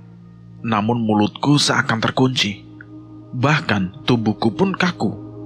Aku tidak mampu menggerakkan kaki dan juga tanganku. Keluar, Nilam. Ikut denganku. Bisik suara yang tidak lain dan tidak bukan adalah bisikan noni Belanda di hadapanku. Aku bahkan tidak mampu untuk menggelengkan kepalaku. Aku benar-benar terpaku dalam diamku. Ingin rasanya aku menjerit dengan begitu kuat saat itu. Namun nyatanya aku tidak mampu. Hingga tak lama kemudian, noni Belanda itu pun beranjak dari tempatnya. Ia menjauh dariku, namun tetap menatap ke arahku. Dan semakin jauh langkahnya, semakin rusak pula wajahnya. Wajah dengan darah segar yang terlihat menyelimutinya. Bola mata yang hampir keluar. Kulit wajah yang benar-benar terkelupas. Segala hal buruk ada di dalam diri perempuan jelmaan itu. Perempuan bergaun putih panjang dengan topi lusuh yang menempel di kepalanya. Sepeda ontel khas Belanda pun tak lepas dari genggamannya. Tak lama kemudian, penampakan noni Belanda itu pun benar-benar hilang.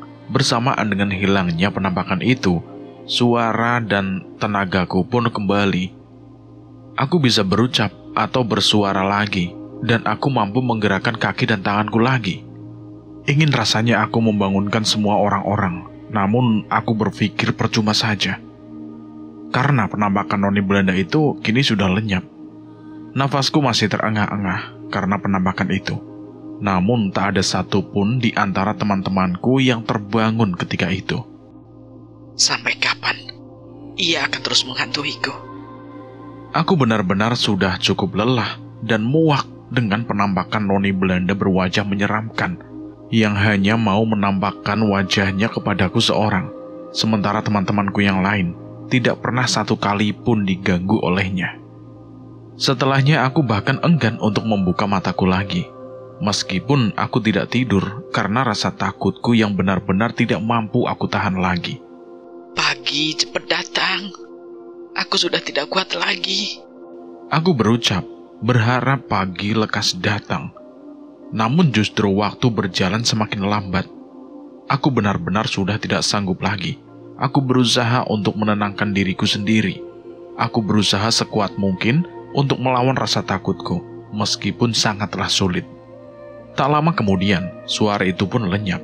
Begitupun dengan bayangan sosok noni Belanda dari balik tenda kami. Aku benar-benar lega setelahnya. Rasanya benar-benar aneh, karena hanya aku yang bisa melihat sosok menyeramkan itu.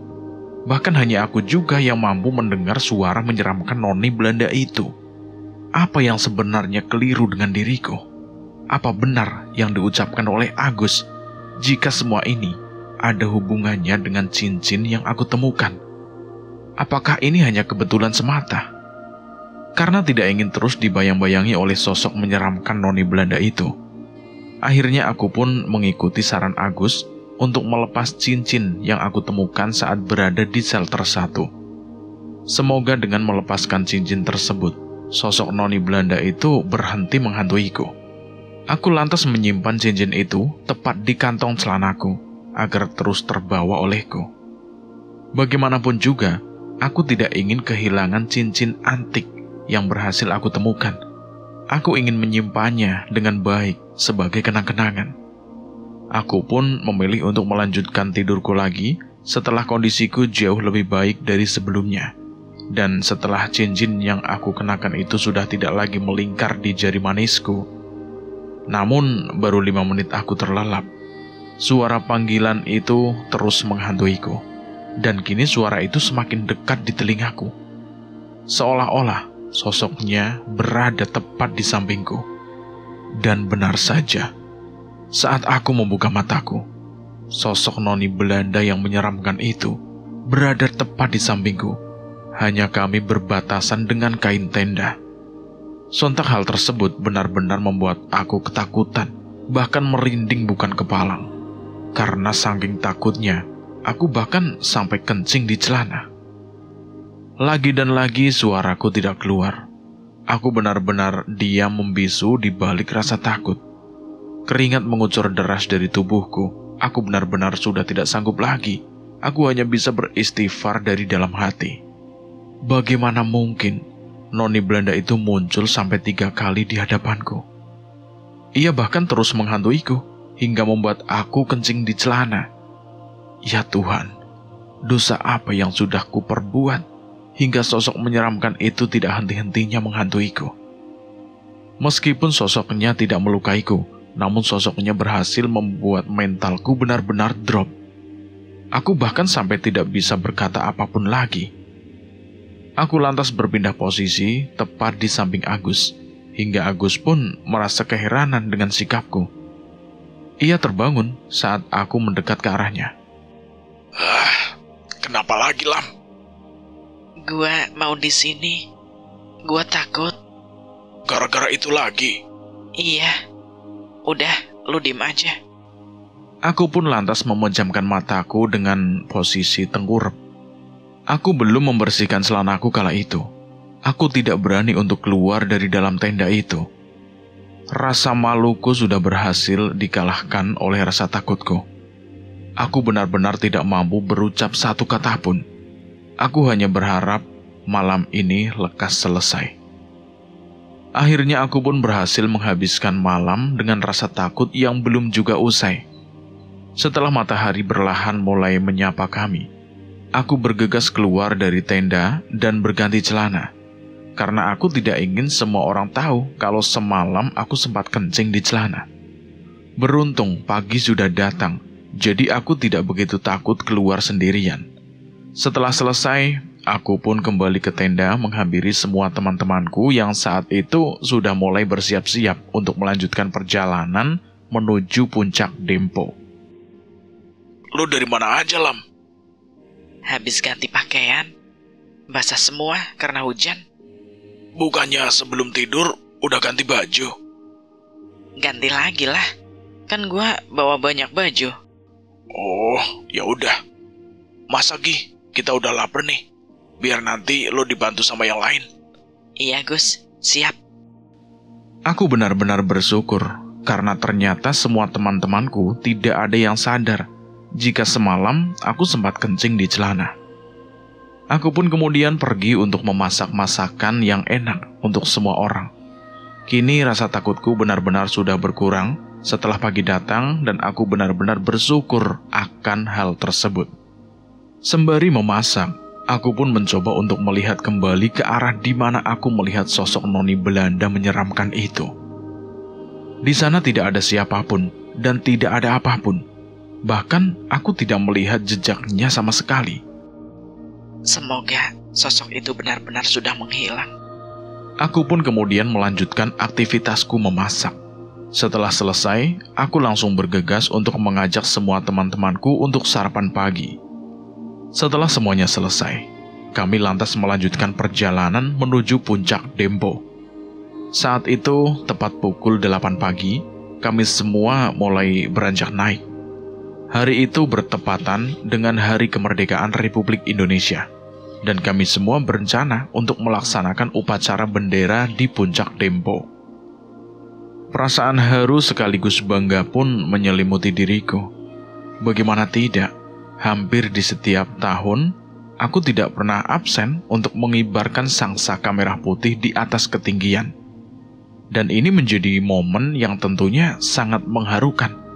Meskipun baru tadi malam, aku mengalami kejadian mengerikan. Hal tersebut tidak membuat nyaliku ciut begitu saja. Aku berpikir bahwa apa yang telah aku mulai harus juga aku selesaikan. Kami semua pun berjalan dengan begitu semangat menuju puncak Dempo. Dan sesampainya di sana, kami langsung mengibarkan sangsaka merah putih dan melaksanakan upacara bendera dengan sangat hikmat bersama dengan banyaknya pendaki lain yang juga ikut merayakan hari kemerdekaan di puncak Dempo. Setelahnya, aku pun tidak lupa untuk mengabadikan momen mengharukan ini. Aku mengambil beberapa gambar dan tak lupa untuk bersuah foto bersama pendaki-pendaki lain di puncak Dempo. Tak lupa, aku juga menyampaikan ucapan terima kasih yang begitu dalam kepada Agus, teman karibku yang sudah mengajakku bergabung dengan timnya. Kalau saja Agus tidak mengajakku saat berada di pintu rimba, tentu aku hanya akan merayakan momen ini seorang diri, dan pasti tidak begitu berkesan. Thanks banget ya Gus, lo udah ajak gue join bareng tim lo. Aman. Gue juga suka lo join bareng kita. Hitung-hitung nambah personel, iya kan? Kami berdua pun tak lupa untuk bersuah foto berdua. Setelahnya, Agus pun menanyakan perihal cincin kuno yang aku temukan. Di mana cincin itu? Udah lo lepas? Udah, gue lepas semalam. Tapi gak ada pengaruhnya sama sekali. Gue tetap dihantui oleh noni Belanda mengerikan itu.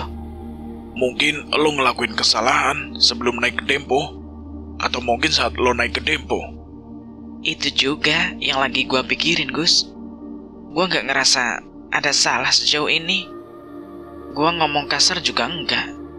Gue ngerusak kehidupan di Dempo pun juga kagak. Makanya, aku masih terus bertanya-tanya sampai detik ini. Banyak-banyak doa aja lo. Pastilah, Gus.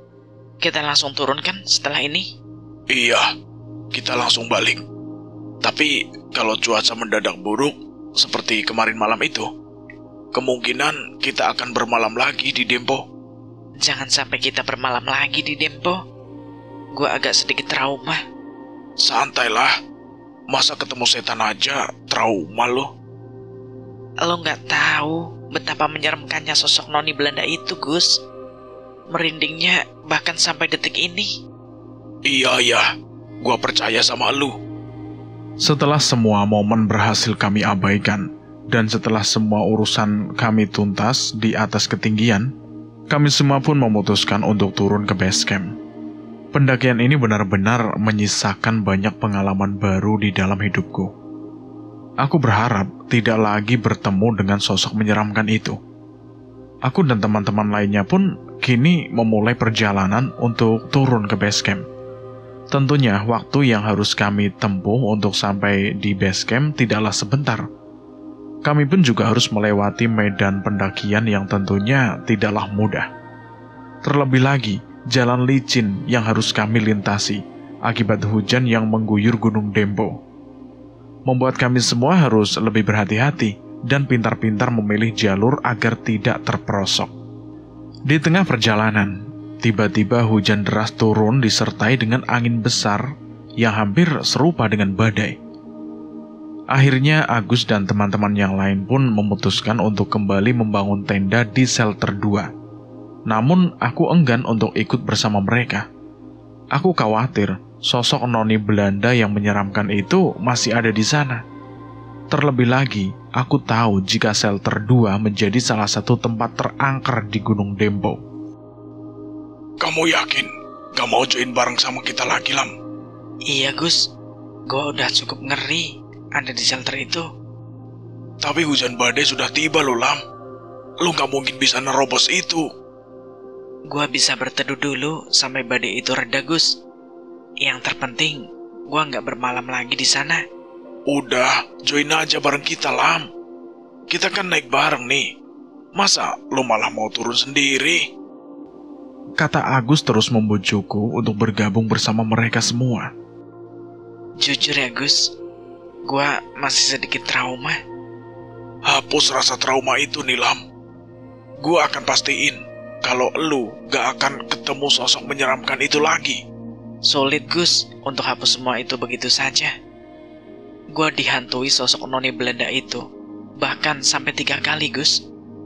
Gimana mental gua gak down karena situasi itu? Gua benar-benar trauma, Gus. Tapi bukankah turun sendirian jauh lebih membahayakan, Lam? Lo bisa saja berpapasan dengan sosok itu di tengah jalan. Atau mungkin lo bisa aja jatuh tanpa ada orang lain yang tahu, Lam. Loh, kok doain gue yang buruk-buruk sih, Gus? Ucapku sedikit kesal dengan Agus.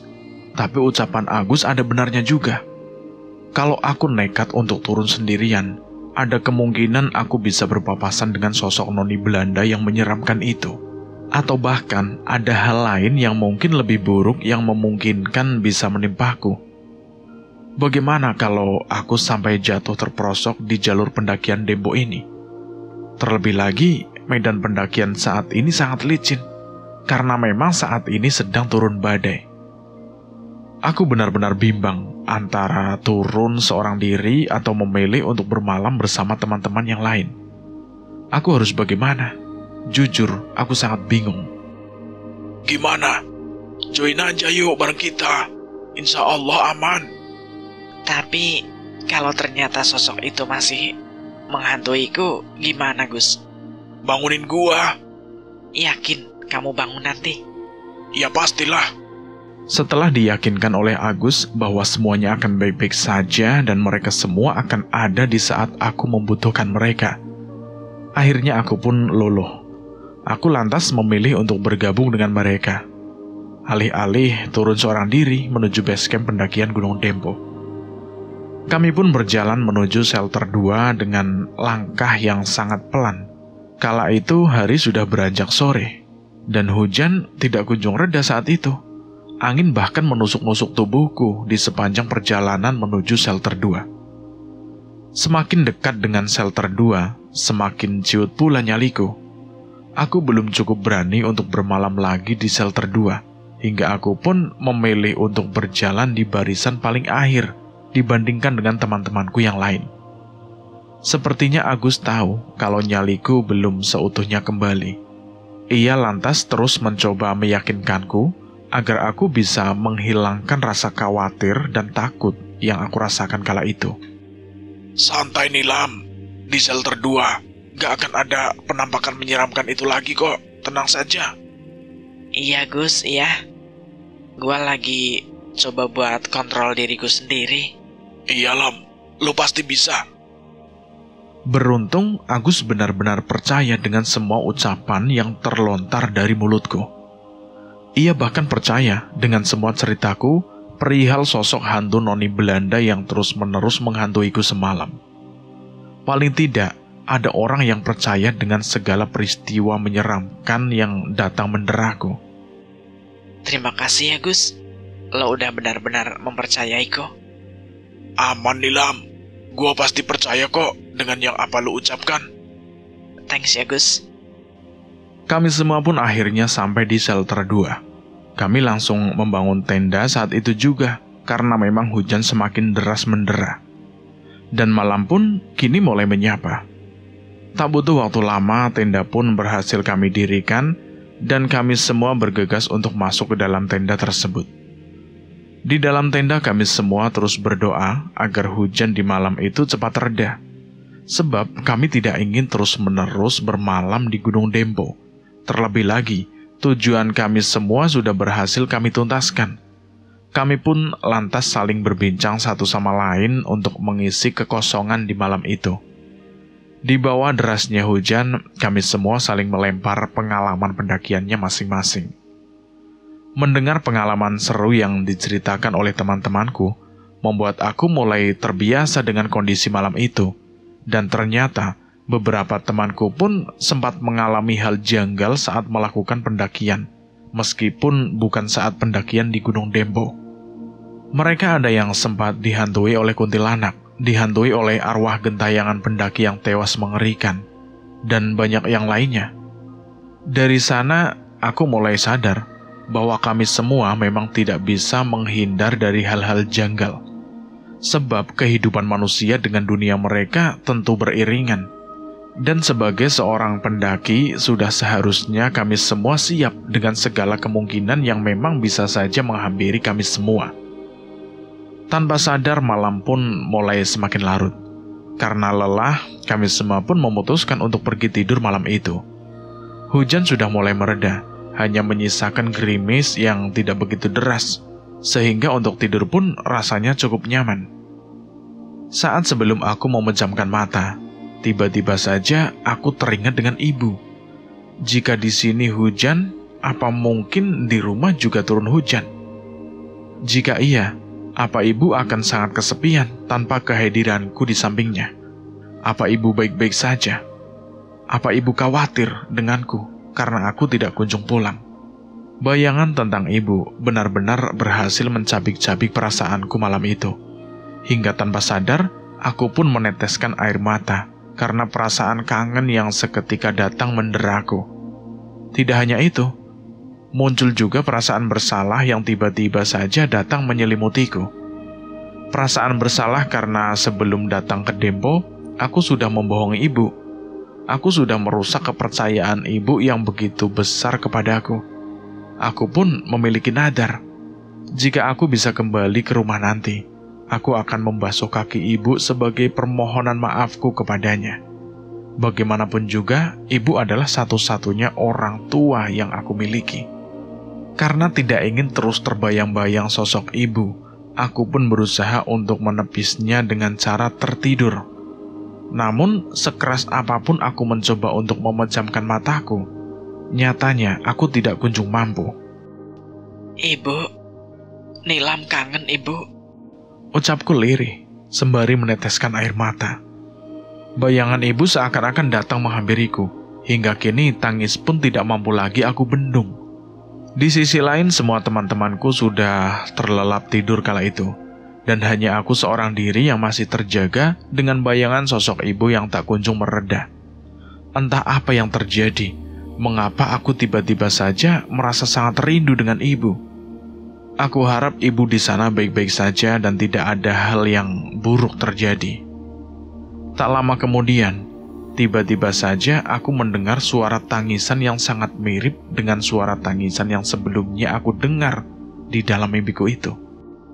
Apa itu orang yang sama? Tanyaku di dalam hati. Aku pun ingin tahu siapa sosok di balik tangisan itu. Apa ada seseorang yang sedang terpuruk di luar sana? Atau mungkin ada hal pelik yang baru saja datang menyapanya? Aku benar-benar tidak tahu.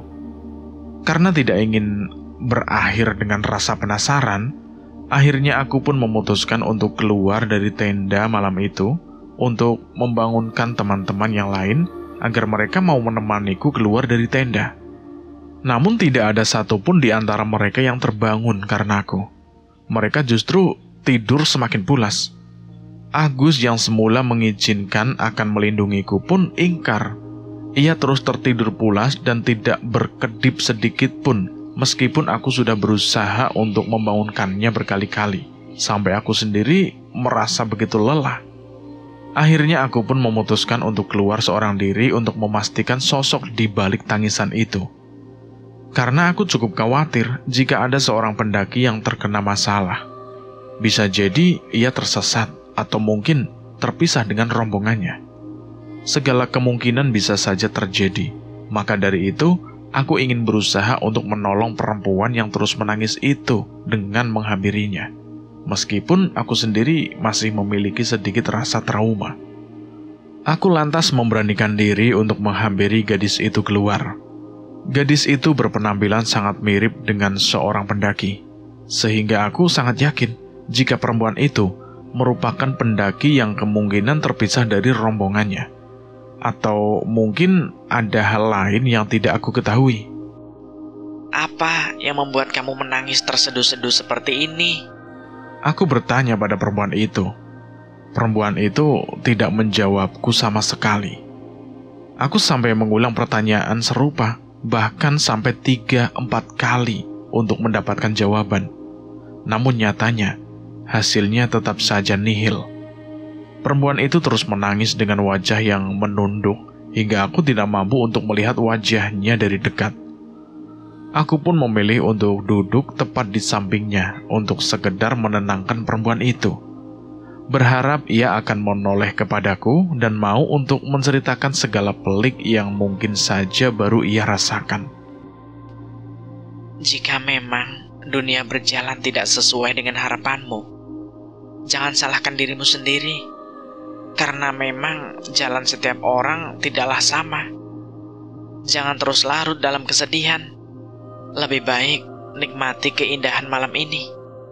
Ucapku pada gadis itu. Aku sudah seperti orang yang sedang berbincang dengan patung, sebab tak ada balasan satu kata pun dari perempuan itu. Hingga hal tersebut berhasil membuat aku kebingungan. Sebab rasanya tidaklah wajar. Semakin aku berbicara, semakin kencang tangisannya dan menurutku itu benar-benar tidak wajar. Apa mungkin dia jelmaan noni Belanda yang menghantuiku kemarin malam? Aku berpikir dalam hati, namun rasanya tidak mungkin. Dari apa yang dikenakannya saja sudah berbeda.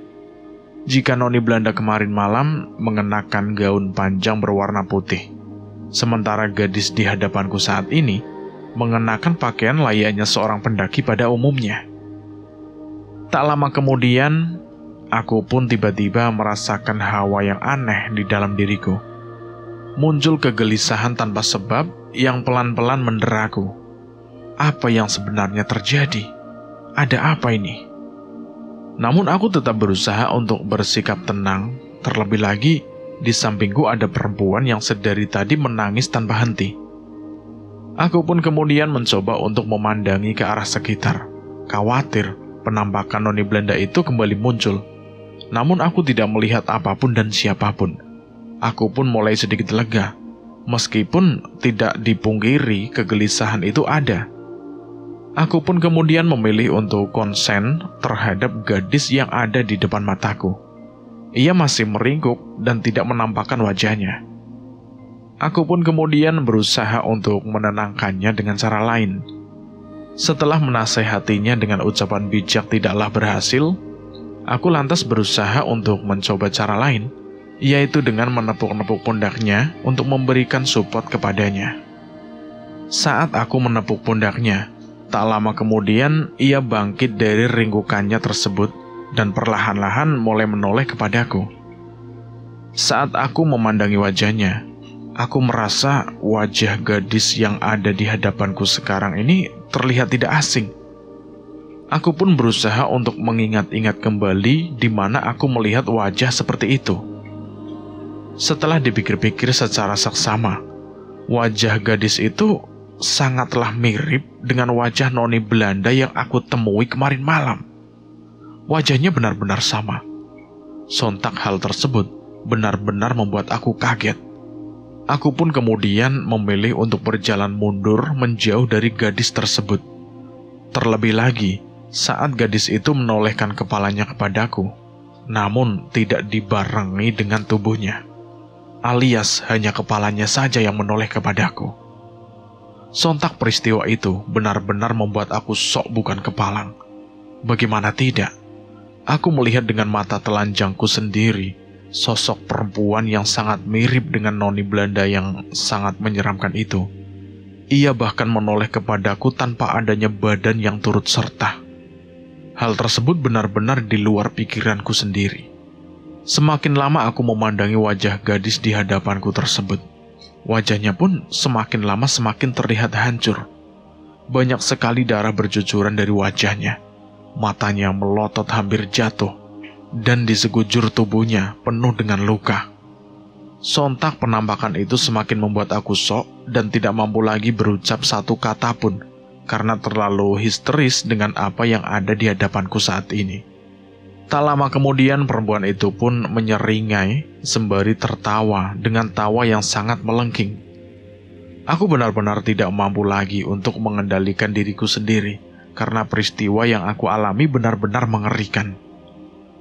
Karena sok, aku pun jatuh pingsan, karena memang semua yang terjadi benar-benar berada di luar dugaan.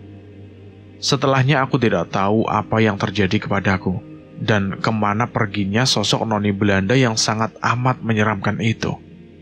Sependek yang aku ketahui, teman-temanku baru menyadari aku jatuh pingsan di keesokan harinya. Mulanya mereka semua panik karena tidak mendapatiku di antara mereka, dan mereka pun bergegas untuk mencari keberadaanku.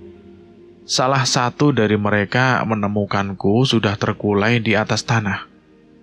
Awalnya mereka menganggap aku hanya tertidur di luar tenda, namun setelah beberapa kali mereka mencoba untuk membangunkanku dan tidak kunjung ada jawaban dariku, barulah mereka semua sadar jika aku benar-benar sedang dalam kondisi tidak sadarkan diri saat pertama kali mereka menemukanku.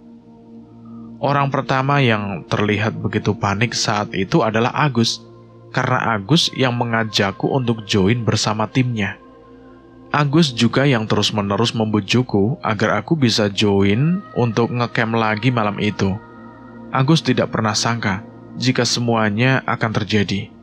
Dan semua ketakutan yang selalu aku ucapkan nyatanya menemukan titik kenyataan dengan sendirinya. Karena panik, Agus pun langsung mengangkat tubuhku ketika itu dan langsung diletakkannya di punggungnya itu. Ia kemudian membawaku turun hingga sampai di base camp. Untung di sepanjang perjalanan menuju base camp semuanya aman, dan Agus bahkan tidak mengalami cedera ataupun terpleset sedikit pun. Sesampainya di base camp, pihak base camp langsung meminta Agus agar membawaku ke rumah salah seorang warga yang dikenal pintar dan mampu menyembuhkan penyakit apapun. Agus pun bergegas membawaku ke rumah orang pintar yang dimaksud oleh semua orang. Mbah Dato panggilannya. Agus lantas menceritakan semua peristiwa yang diketahuinya, tanpa ada yang dikurang-kurangi atau ditambah-tambahi. Tak lama setelah Mbah Dato melakukan beberapa tindakan terhadapku, mataku pun mulai terbuka perlahan demi perlahan, meskipun rasanya masih sangat berat. Saya ada di mana? Sudah sadar, Nak? Saya ada di mana? Anda siapa? Kamu ada di tempat saya. Temanmu membawamu kemari, ucap Mbah Dato. Aku pun mencoba mengingat-ingat kembali apa yang sebenarnya terjadi padaku. Dan benar saja, malam tadi aku baru saja bertemu dengan sosok hantu noni Belanda yang menyeramkan itu. Karena tak kuasa mengontrol diriku sendiri, akhirnya aku pun jatuh pingsan tanpa ada ucapan satu kalimat pun yang keluar dari mulutku. Aku kemudian menceritakan semuanya kepada Mbah Dato, meskipun ia sendiri terlihat sudah tahu dengan apa yang sebenarnya terjadi padaku. Mengapa sosok menyeramkan itu terus menghantuiku, Mbah? Apa aku memang berbuat kesalahan? Tidak biasanya Noni Belanda itu terus bermunculan, Nak. Pasti ada sesuatu yang keliru. Mbah Datuk pun menceritakan segala hal yang berhubungan erat dengan sosok Noni Belanda itu.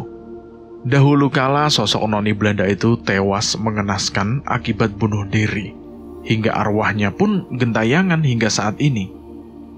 Hantu Noni Belanda itu memang beberapa kali menampakkan wujudnya dan menghantui para pendaki yang datang. Namun paling hanya 1 kali dan tidak lebih dari itu. Tapi mengapa ia terus datang menghampiriku, Mbah? Mbah Datuk kemudian menjelaskan bahwa kemungkinan besar aku melakukan kesalahan sebelum atau bahkan saat melakukan pendakian. Seperti berangkat tanpa izin orang tua dan kesalahan-kesalahan lainnya. Dan aku menyadari itu, sebab aku memang tidak berkata jujur dengan ibu perihal rencana pendakianku ini, dan bahkan aku sempat mengambil uang di dalam tas miliknya. Aku benar-benar banyak berdosa kepada ibu, sehingga rasanya sangat wajar jika aku mendapatkan balasannya melalui ketakutanku karena terus dihantui oleh hantu Noni Belanda di jalur pendakian Dempo. Jangan anggap sepele hal-hal kecil, karena nyatanya semua yang menimpaku bermula dari hal-hal sederhana. Tidak hanya itu, Mbah Datuk pun juga memberikan peringatan kepadaku agar aku bersedia untuk mengembalikan cincin yang aku temukan. Karena cincin tersebut pun menjadi salah satu alasan sosok menyeramkan itu terus menghantuiku malam itu. Alhasil aku pun manut dengan apa yang diucapkan oleh Mbah Datuk. Aku benar-benar tidak pernah menyangka jika semua yang aku lakukan di sepanjang jalan menuju puncak Dempo ternyata keliru. Aku benar-benar merasa sangat bersalah dan sangat berdosa. Setelah kondisiku membaik, aku pun meminta Agus untuk mengantarku pergi ke shelter 1. Sebab aku ingin mengembalikan cincin yang aku temukan sebelumnya. Aku tidak ingin hidupku menjadi kacau karena terus-menerus dihantui oleh sosok makhluk menyeramkan yang enggan untuk beranjak dari dalam hidupku. Beruntung Agus mau mengantarkanku untuk kembali naik ke atas setelah kondisiku benar-benar pulih.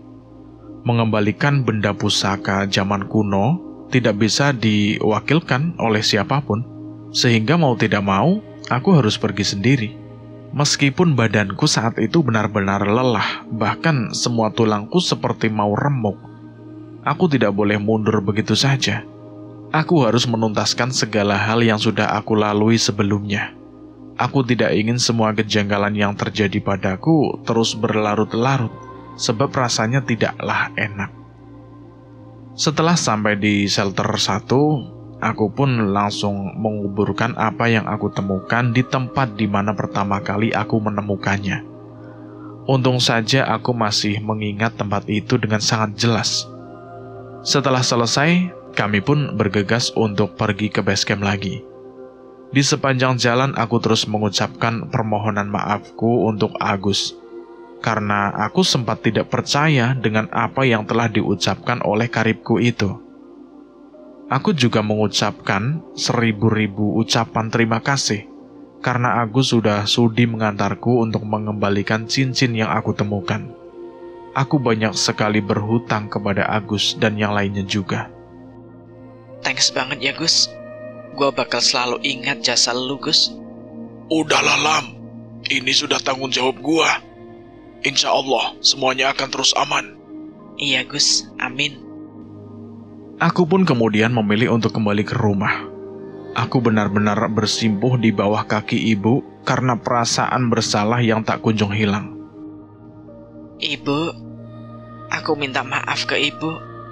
Loh, kamu kenapa nih, Lam? Pulang-pulang kok kondisimu kalut begini? Aku pun kemudian menceritakan semua peristiwa yang aku alami selama aku melakukan pendakian ke puncak Dempo. Aku juga tidak lupa untuk menceritakan perihal penampakan hantu noni Belanda yang terus menghantuiku.